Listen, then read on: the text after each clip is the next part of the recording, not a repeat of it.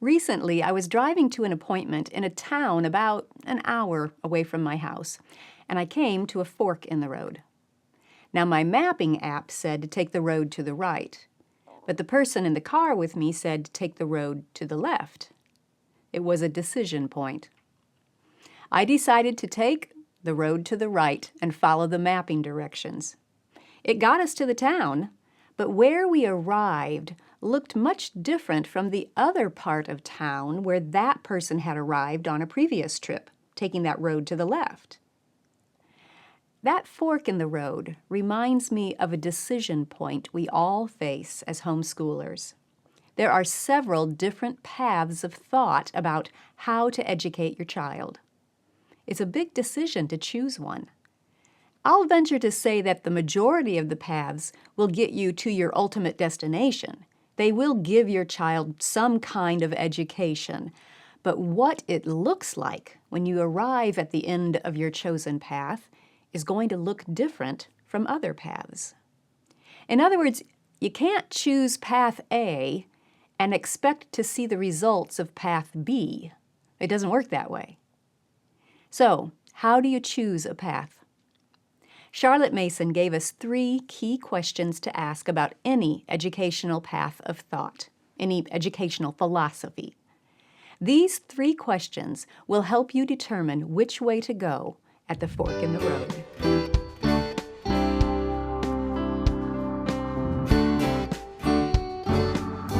Welcome to the Simply Charlotte Mason podcast. I'm Sonia Schaefer. To begin to understand the differences and similarities between homeschooling paths of thought, we need to ask 3 key questions. Number 1, how does this path view the child? Number 2, how does this path define education? And number 3, what does this path say is the role of the teacher?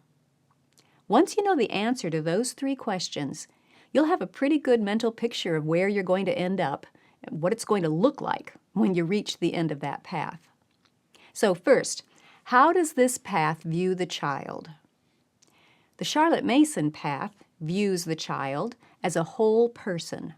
So his education should cultivate the whole person, not just his mind. Charlotte believed that each child's personhood and personality deserves respect, regardless of whatever type of intelligence he might lean toward. All children come into the world with a natural appetite for knowledge, gained through forming their own relationships with the people and things around them, with God, and with themselves. That natural appetite for relational knowledge needs to be encouraged and nourished. Many other educational paths view the student mainly as a container that needs to be filled up with a certain body of information. These are the facts that the child should learn and remember. Those paths mostly focus on the mind of the child, rather than nourishing all aspects of his personhood. So how do you know how a particular path views the child? Well, take a look at the content that is being given to the student. Is it limited to carefully ordered bits of information to memorize? Or does it offer a wide variety of subjects that will feed different aspects of his personality? Does it encourage you to guide your student to discover things for himself? Or does it spoon-feed a bunch of facts? Also, see if it offers opportunities for your child to tell what he has discovered and what he knows, rather than just quizzing him to see if he remembers the facts that he's been fed. Those types of considerations can help you determine how a particular educational path views the child. The next question is, how does this path define education? In the Charlotte Mason approach, education is defined as the science of relations. Since the child comes into the world with a natural desire to form personal relationships with people and things and God and himself, education is all about helping him to form those relations. Charlotte wrote, "They come into the world with many relations waiting to be established. relations with places far and near, with the wide universe, with the past of history, with the social economics of the present, with the earth they live on and all its delightful progeny of beast and bird, plant and tree, with the sweet human affinities they entered into at birth, with their own country and other countries, and above all, with that most sublime of human relationships, their relation to God. A Philosophy of Education, pages 72 and 73.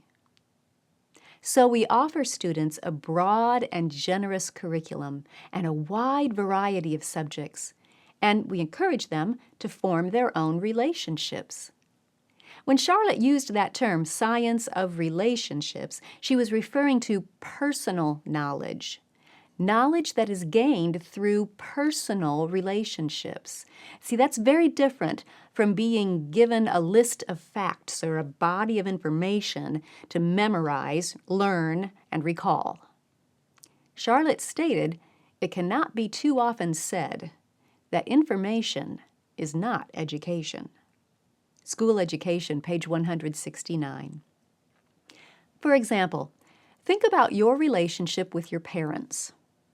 That relationship is based on shared experiences that involved your emotions and that you can picture in your memory.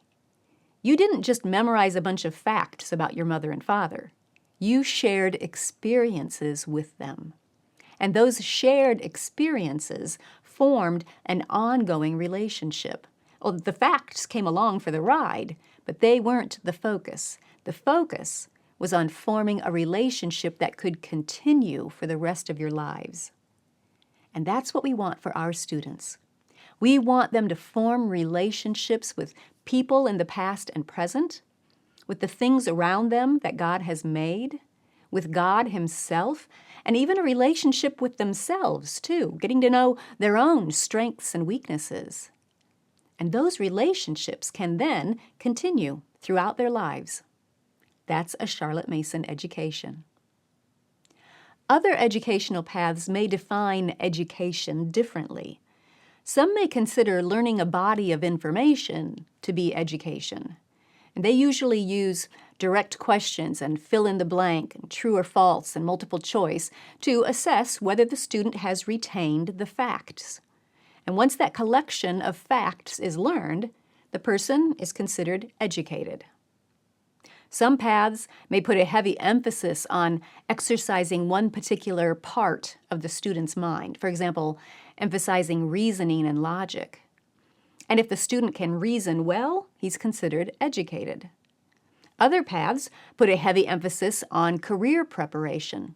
Once the child can earn a living, he's good to go. He's educated. So how do you know how a particular path defines education? Well, here are a few things to look at. Look at the type of books that are used. Are they just the facts?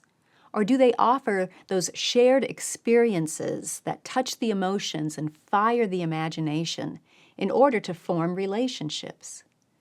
And look at the methods that are used. Do they nourish the student's heart and mind, or do they just exercise his mind? Do they offer good, noble ideas to ponder? Look at the spread of subjects that are offered. Do they encourage your student to form relationships across a wide range? Or are they limited to only what is practical or necessary to earn a living? Another way to ask that question is your child being encouraged to live or to earn a living? Also take a look at whether the methods and the content focus only on your student's mind and thinking skills, or if they take into account that whole person and help your student grow in all aspects of personhood. Does that path help your student form good habits of all-around character or just mental acuity? Those types of questions can help you determine how each educational path defines education. The third question to consider is, what does this path say is the role of the teacher? In a Charlotte Mason approach, the teacher is a guide. Your job is to spread a feast of relationship-building opportunities by introducing to your student the great people of the past and present who have good and noble ideas, and then get out of the way and let your student form his own relationships. Give children a wide range of subjects with the end in view of establishing in each case some one or more of the relations I have indicated. Let them learn from first-hand sources of information, really good books, the best going on the subject they are engaged upon. And let them get at the books themselves. Do not let them be flooded with a warm diluent at the lips of their teacher. The teacher's business is to indicate, stimulate, direct, and constrain to the acquirement of knowledge, but by no means to be the fountainhead and source of all knowledge in his or her own person. School Education, page 162. Education is the science of relations. That is, that a child has natural relations with a vast number of things and thoughts. So we must train him upon physical exercises, nature, handicrafts, science, and art, and upon many living books. For we know that our business is not to teach him all about anything, but to help him to make valid as many as may be of those firstborn affinities that fit our new existence to existing things. A Philosophy of Education, page 154. In other words, to form his own relationships with everything around him. Those last statements reveal a key difference between educational paths. Many paths consider the teacher's role to be the source of knowledge, and their responsibility is to teach the student all about everything, to make sure the student knows all of the information that is deemed important. The teacher is the one who determines whether an answer is correct or incorrect. But a Charlotte Mason educator is different. She is a fellow traveler in life who is continuing to deepen her own ongoing relationships with people and things around her. She's also a wise guide who directs her student to the best books and things that will offer that student the opportunity to form relationships with the best ideas. And she helps the student grow in cultivating best practices within those relationships that he's forming. In other words, good habits of thought and behavior. So how can you tell how an educational path views the role of the teacher? Well, look at how much the teacher is expected to present in the lessons. Is she being set up as the source of knowledge and the dispenser of important facts? Is she perhaps expected to form the relations herself and then spoon-feed her findings to the student? Is a lot of her time spent in determining whether the student's factual answers are correct or incorrect? All of those descriptions are different from how the Charlotte Mason approach views the role of the teacher, as a fellow traveler and wise guide. Several paths, 3 questions. They seem simple, but they're so important to think through when you are considering which educational path to go down. How does this path view the child? How does it define education? What does it say is the role of the teacher? Yes, all of those paths lead to some kind of education, but what you're going to see at the end of each path is different. The path you choose will affect how your child thinks about education and himself.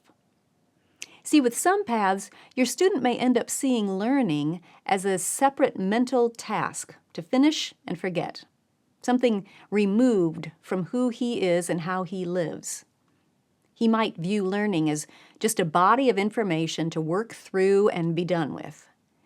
And he could easily lose the joy of learning that was natural when he was young.